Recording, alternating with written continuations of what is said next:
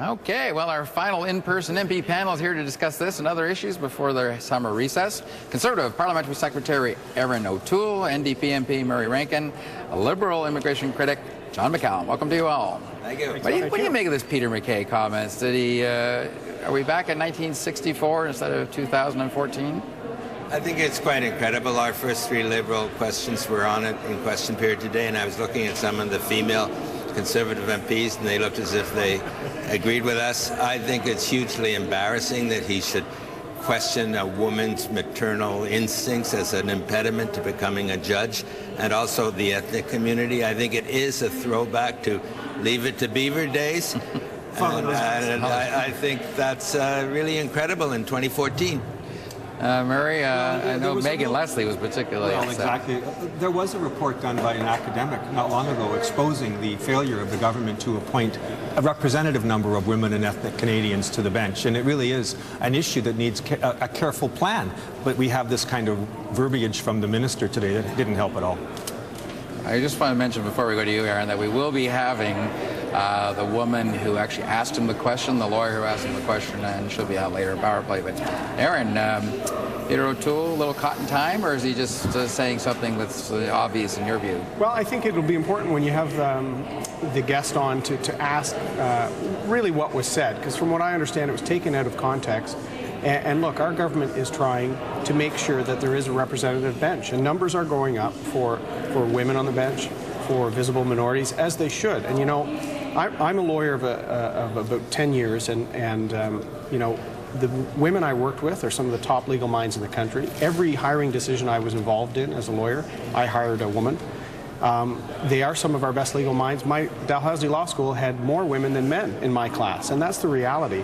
It's actually up to the CBA and the OBA and some of these groups criticizing to do more. The Law Society of Upper Canada has studied it, but really it's some of the big firms and some of the same people on these things criticizing Peter MacKay should be doing more within their own organizations to advance women. But do you think that women are not applying because there's an old boys club, or they really want to stay at home and bond with their kids? Is that something you're hearing? There's a whole range of reasons. I would say the number one reason, Don, is that at larger law firms, there's really been difficulty getting more women as full equity partners. I think Murray probably has seen that as well. And that's leading to some taking divergent courses. So some go in-house, some hang out their own shingle, and that may take them off the track to applying for the bench. We need to address it at all levels, from the law school level through to the big law firms and all of the major centers and the Law Society. And you know, this sort of torquing of his comments doesn't actually help the underlying issue. Right. It is a serious issue. I agree with much of what Aaron has said, though, that there are problems in big firms. I taught at the Law School of the University of Victoria for over a decade. Every year there were more women than men, as Aaron pointed out, at Dalhousie as well.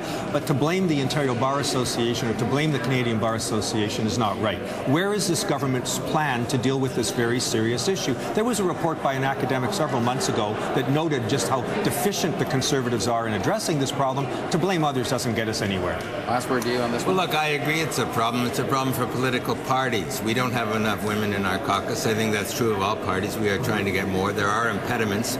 We are seeking to overcome those impediments. But at the same time, the comments made by Peter MacKay today were completely unacceptable and did not advance the cause at all.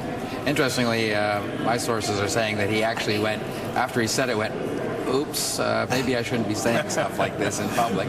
But it was a private meeting, and that's why there's no cameras or audio recording. So let's move along. Tomorrow, Jason Kenney, the Minister of Economic... What's his title? Anyway, Employment Minister, sorry.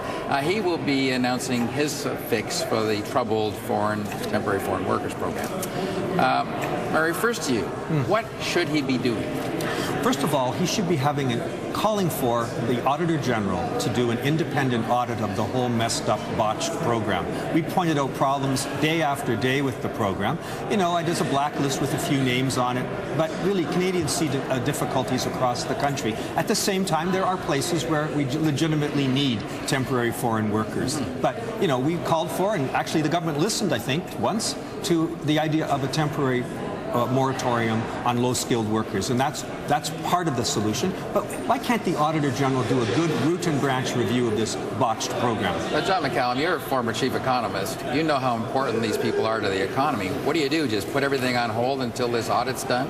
No, look, we have a 5-point plan that Justin Trudeau put out to solve this issue. They've really messed it up, the government. They've brought in now almost as many temporary foreign workers every year as permanent immigrants. So we risk going from an immigrant citizen system to an immigrant guest worker system, which is not what we want. It's also costing jobs, depressing wages, producing exploitation, etc.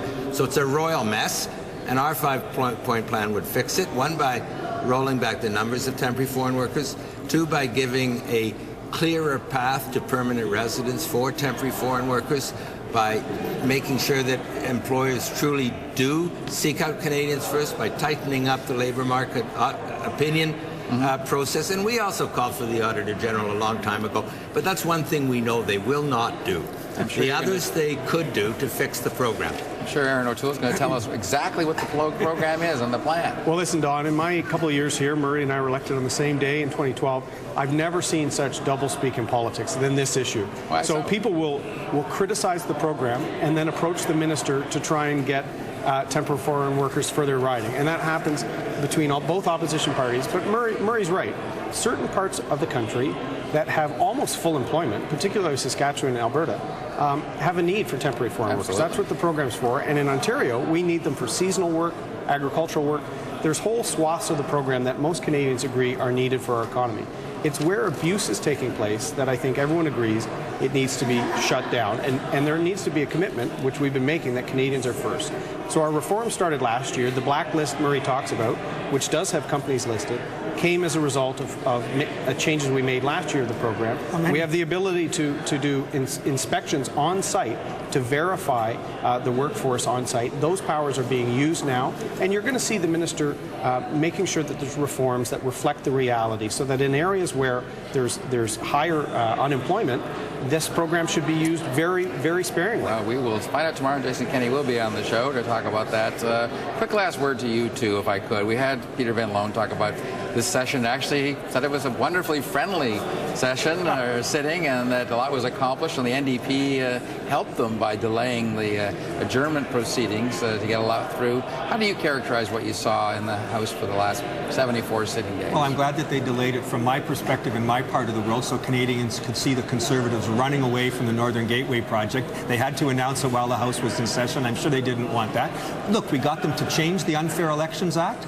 That deserves some credit. We got them to put a moratorium on temporary foreign workers. That's worth noting. Even the iPod tax they got rid of after we asked them to do. So the House did get some things out of the Conservatives. People see that if we work together to defeat Stephen Harper, as we're going to do on the Northern Gateway project, we can make progress together. Last word to you, John McCallum. I don't think it was a very productive session. 2 of the laws that were passed, the so-called Fair Elections Act and the New Citizenship Act, Canada would be far, far better off without those laws at all. And I do not understand why the NDP is fighting to stay here to the last possible minute when it just gives everybody a chance again and again to remind them that they owe over $1 million to taxpayers. To do what you guys have been doing for years. That's rich. Thanks for reminding us. And the illegal offices, too. Oh, my gosh. Okay. Thank you all. Have a great summer and recover from this grueling ordeal. Thank you very much. Thanks, Don.